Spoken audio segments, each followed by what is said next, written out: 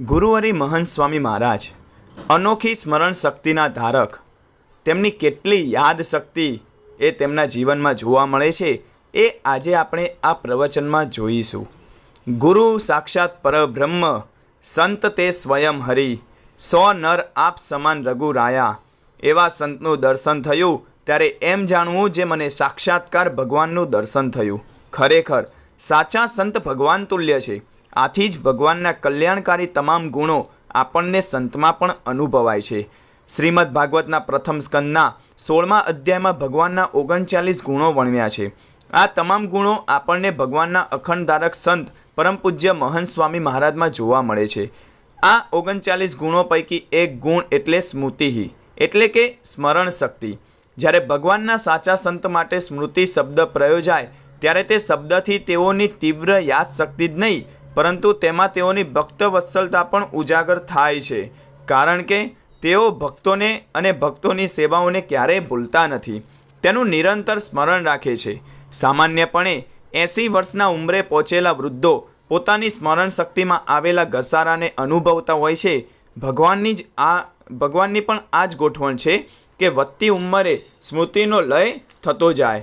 જો કે સામાન્ય માનવીના જીવન માટેના આવા સામાન્ય ઉપક્રમ અસામાન્ય ગુણાતીત ગુરુ માટે જાણે લાગુ નથી પડતા. આવું એક ઉદાહરણ આપણી સમક્ષ છે મહંત સ્વામી મહારાજ. 92 વર્ષની વયે તેઓની તીવ્ર સ્મરણ શક્તિ આશ્ચર્ય ઉપજાવે છે. વર્ષો પહેલાંની ઘટનાઓ પણ જાણે હમણાં જ તેઓની આંખ સામે ઘટી રહી હોય એટલી સહજતાથી તેઓના સ્મૃતિપટ પર તરવરે છે. વર્ષો પહેલાં કોઈ વ્યક્તિ સાથે કરેલી મુલાકાત તેઓને આબેહૂબ યાદ હોય છે. વર્ષો પહેલાં કોઈ વિસ્તારમાં કરેલું વિચરણ તેઓને યથા તથા સ્મરણમાં હોય છે. વર્ષો પહેલાં કોઈ ભાવિકના ઘરે કરેલી પધરામણી તેઓને અદલ સ્મૃતિમાં હોય છે.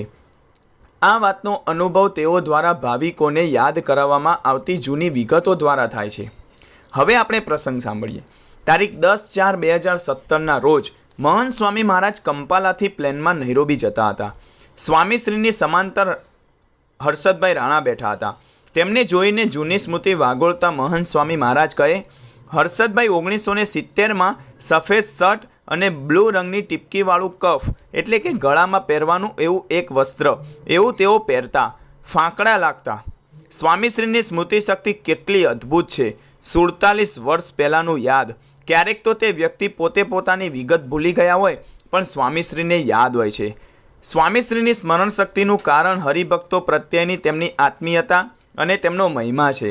તારીખ 15/7/2017ના રોજ સ્વામીશ્રી શિકાગોમાં બિરાજમાન હતા. ભોજન બાદ યોગી કીર્તનદાસ સ્વામીએ શિકાગો વિસ્તારના એક હરિભક્તનો પરિચય આપતા કહ્યું કે ડૉક્ટર જીગરભાઈ ઠક્કર, જે વિદ્યાનગરમાં હતા, પ્રણવ તીર્થ સ્વામીના રૂમના સાથી હતા. તેઓ સારી સેવા કરે છે. આ વાત પૂરી થઈને બીજી શરૂ થઈ ત્યાં સ્વામીશ્રી કહે, પ્રણવ તીર્થ સ્વામી તો વિદ્યાનગરના જ છે, છાત્રાલયમાં તેમનો રૂમ કેવી રીતે હોય? સંતોએ પાક્કું કર્યું તો જીગરભાઈ પ્રણવ તીર્થ સ્વામીના રૂમના સાથી નહીં પણ વર્ગના સાથી હતા. 1990ની આસપાસનો પ્રસંગ. આટલા વર્ષો પહેલાંની વાત જે પરિચય આપનાર કે સાથે ભણનારને પણ ધ્યાનમાં ન આવી તે સ્વામીશ્રીએ પકડી પાડી. તારીખ 9/10/2017ના દિવસે મહંત સ્વામી મહારાજ લંડનમાં બિરાજમાન હતા અને ત્યાં લંડનમાં ગાડીમાં બિરાજી મંદિર તરફ જઈ રહ્યા હતા. ગાડીમાં તરુણ પટેલનો પરિચય સ્વામીશ્રીને અપાયો. સ્વામીશ્રી કહે, તેને 1966થી ઓળખું છું. મુનિ ચિંતનદાસ સ્વામીએ તરુણભાઈને પૂછ્યું, ગામ કયું?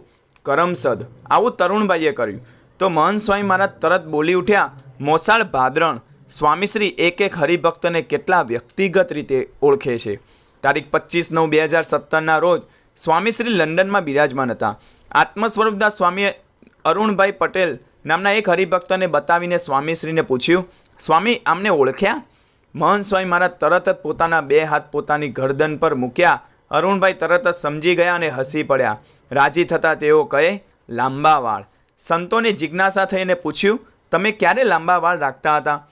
1970માં આફ્રિકામાં અને અમે કંપાલામાં રહેતા હતા ત્યારે. આવો જવાબ અરુણભાઈએ આપ્યો. આશ્ચર્યની વાત તો એ હતી કે અરુણભાઈ અત્યારે સત્સંગમાં એટલા સક્રિય નથી, છતાં પણ 48 વર્ષ પહેલાંની વાત સ્વામીશ્રીને ઇદમ યાદ હતી.